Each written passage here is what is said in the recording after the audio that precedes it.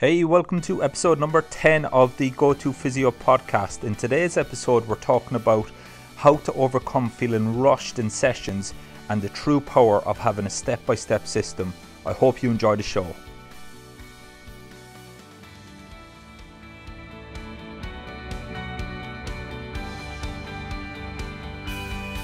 Hey, welcome back to episode number 10 of the Go-To Physio podcast. My name is Dave O'Sullivan and it's great to have you back for the 10th episode.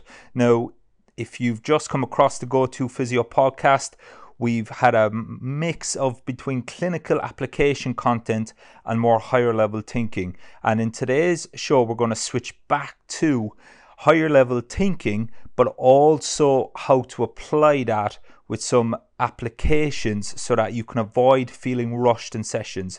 Now, if you're anything like me, especially when I was starting out in private practice, after coming off the back of working in professional sport, it was certainly a case of patient comes in, quick check on how they're doing, have them lie on the bed for maybe 30 minutes or 40 minutes if it was a 45-minute appointment, spend the last, then get them off the bed, rush through 2 or 3 exercises, show them how to do them and then send them on their way. Now that was probably my approach, in all honesty, for probably about 3-4 years. And then, as I said, if you know my story by now, you'll know I'd moved to Munster, and then as I came back to Huddersfield Giants, I started to truly see the value of having a step-by-step system, not only for a prognosis, and working in professional sport when offering prognosis and talking to coaches and players, but also for patients in private practice. And the step-by-step system, which I'm sure you're probably sick of me talking about by now, that overcomes a lot of challenges that I feel therapists are experiencing. And I've mentored over 275 therapists now all over the world, including pro sport physios and private practice therapists.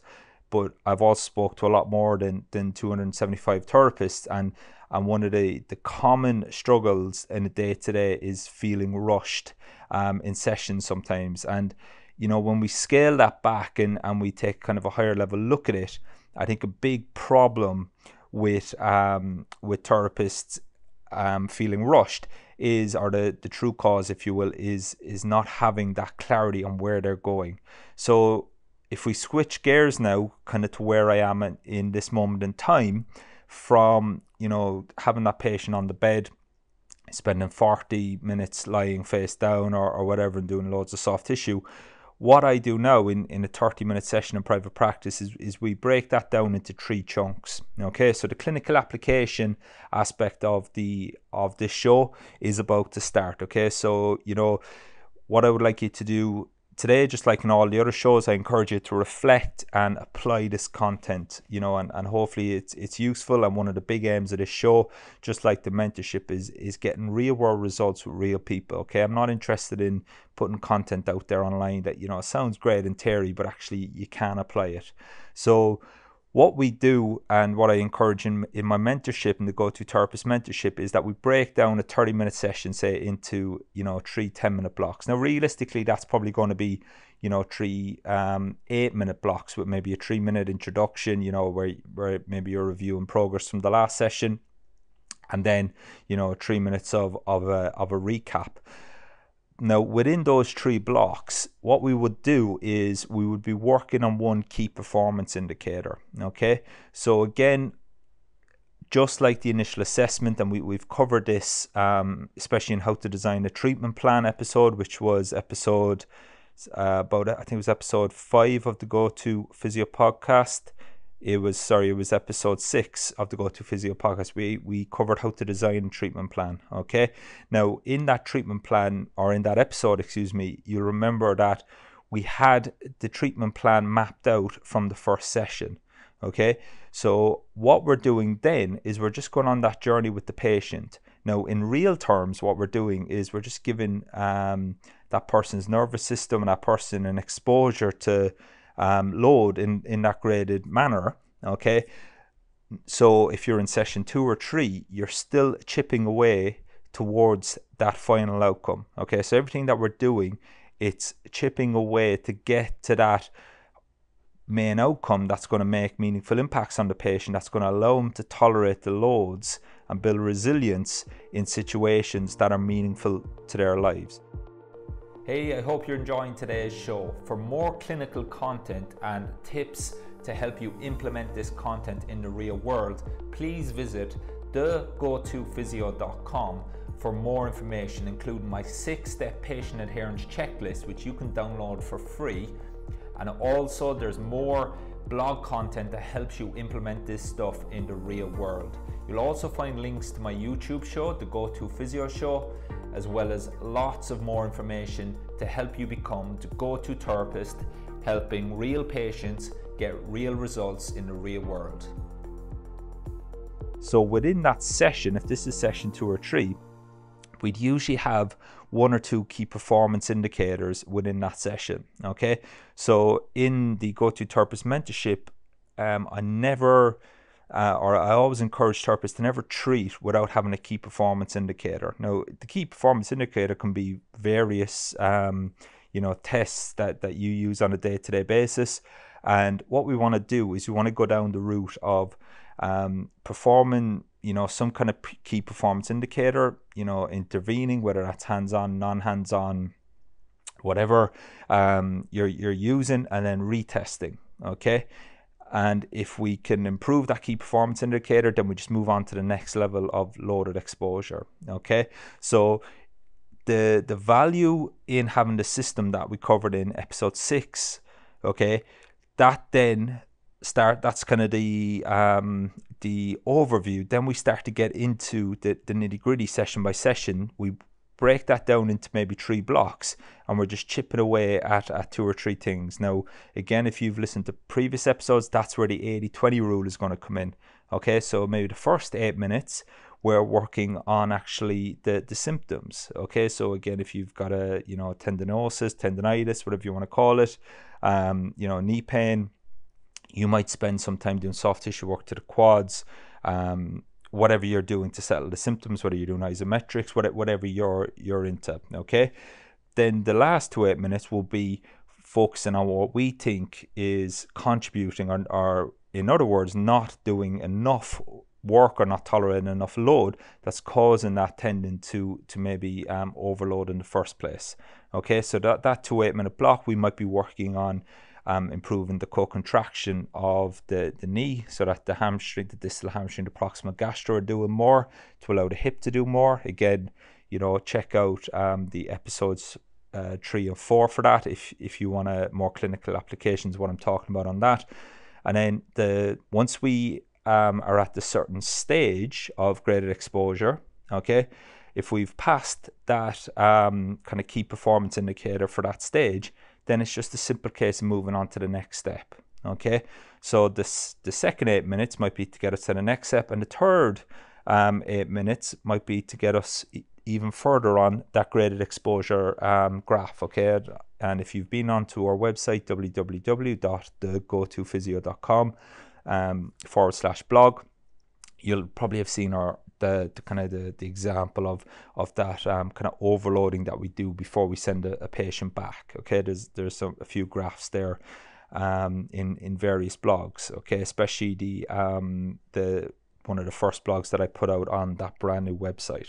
Okay, so if we recap already, okay, once you start breaking down your session into chunks, then you're going to be very, very specific, okay, with your interventions. Now, one of the biggest mistakes I see therapists make, again, I remember specifically a couple of therapists when I was chatting them, they were telling me very, very proudly that they're very holistic, that, if someone comes in with knee pain, they're massaging the calf, the hamstring, the quads, the glutes, the QL, the opposite shoulder, the opposite bicep.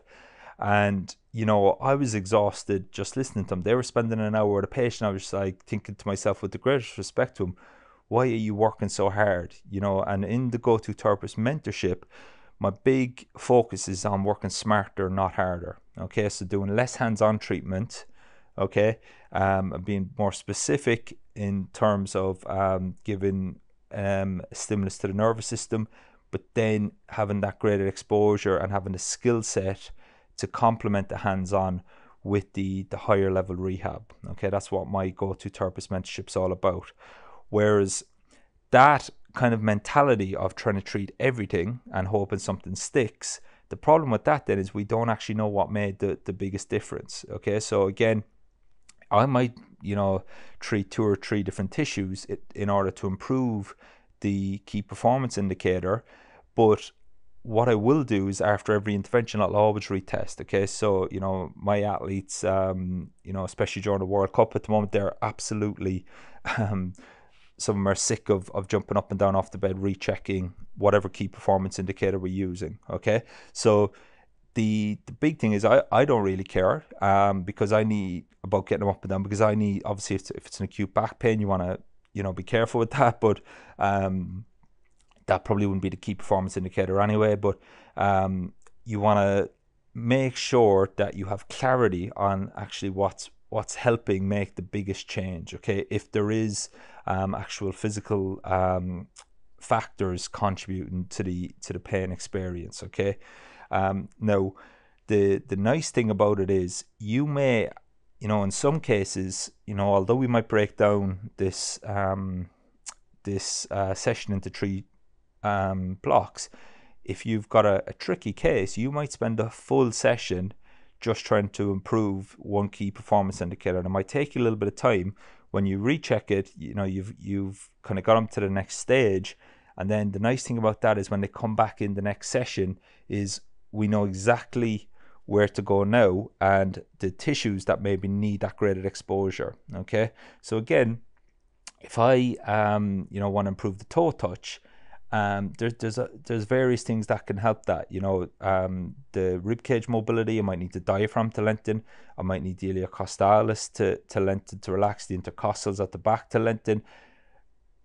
Or I might need the hip tissues to contribute a little bit more load with the toe touch. Okay, now what helps that toe touch the most, okay, and gets me to the outcome that person might want to do, which may be bend forward without having a pain experience, I need to understand which peripheral tissues that we need to expose more load to, because the difference between the hip and the lower back is going to completely change the graded exposure rehab program that I'm going to give that patient to do when they go home. Okay, so it's very, very important. How do we find out that? Well, that's a lot of clinical reasoning in the objective assessment. Which peripheral tissues that we think realistically are contributing most to that pain experience, we'll desensitize, and then we'll give that graded exposure again. Okay, so there's a lot. I've covered a lot there quite quickly, but the point that I want to make in today's episode is, if we have, first and foremost, like we covered in episode number 6, if we have that treatment plan designed after the initial assessment,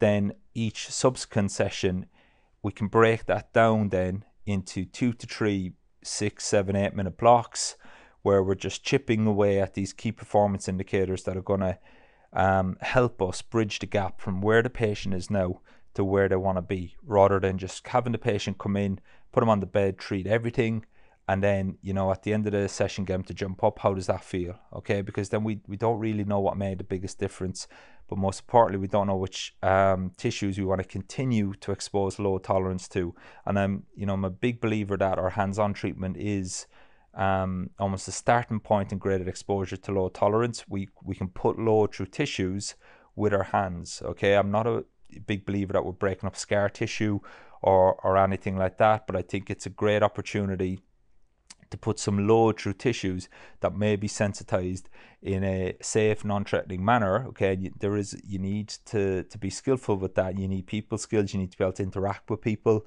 That I think is very, very important with hands-on as well. I don't think it's just a case of going as deep as you can, which I'll put my hands up. I was guilty of doing that in my earlier years also. But I think hands-on treatment's very, very powerful as part of the graded exposure. Okay, so that's where in that 8 minute block, you might have only 2 minutes of that 8 minute block where you're using your hands. The person, if the key performance indicator changes positively to something that you're looking for, then what we want to do is we want to expose those tissues then further with load. Okay, ideally put load through these tissues subconsciously, okay, to give the nervous system no choice but to load these tissues. Okay, and again, there's loads of ways we can do that with our rehab, and then we just take them through that step by step. So the first 2 minutes maybe, obviously you're going to test 2 minutes of maybe hands-on treatment, get them up again, retest it. That's going in the right direction. Then we might do a further 2 to 3 minutes of non-manual therapy loading of these tissues, and then it's just a case of continuing to increase maybe the load or the speed of the movement. Okay, so that's kind of my approach. Again, there's more than one way to do this. This isn't the only way to do it. I'm not for a second saying this is the way that you have to do it, but this is the best way for me in terms of having clarity on where I'm going with a patient, and having been able to link the objective assessment to the treatment to the rehab, and bridging that gap from the bed to the higher level rehab, so we always know where we're going next with the patient. Okay, so I hope you found that useful. If you want more information on that, if you want to have a look at the graphs, etc., then make sure you log on to www.thegotophysio.com/blog, and you'll see the accompanying blog post with this episode. You'll also see the YouTube video as well, where we Shane and myself go over these podcasts to in further detail to help you apply this stuff clinically in the real world. Okay, there's also the patient adherence checklist. If you want to download that, you can pick up a copy of my book, and also you can have a look at my Go-To Therapist mentorship program also, if that's of interest to you. If you feel this is a way of looking at the body that you think will be useful, then feel free to check out the Go-To Therapist mentorship, and we'll see if you're a good fit for us to work together. Okay, so that's it for this week. Hope you have a great week. Once again, thank you so much for your attention and listening. I hope you enjoyed today's show, and don't forget to check out the other episodes. Follow us on YouTube, Stitcher, all the usual podcasts. You can see us on Instagram, on YouTube, etc. as well. Okay, so I'll see you on the next episode, when we're going to talk about deadlift foot pressures, and we're also going to talk about going into more detail about rehab and getting the most bang for your buck with rehab exercises. And that's a really nice episode, so make sure you subscribe and you never miss an episode. Okay, that's it for this week. Head over to www.thegotophysio.com/blog, and I'll speak to you soon. Hey, I hope you enjoyed today's show. For more information, please visit www.thegotophysio.com, where you can download my 6-step patient adherence checklist absolutely free, as well as read the accompanying blog that goes with today's episode. We've got lots of cheat sheets and clinical content to help you implement to get real world results with real patients, that ultimately helps you become the go-to therapist and allows you to build a profitable, busy private practice, or become that go-to therapist in professional sport. I'll speak to you soon on the next episode.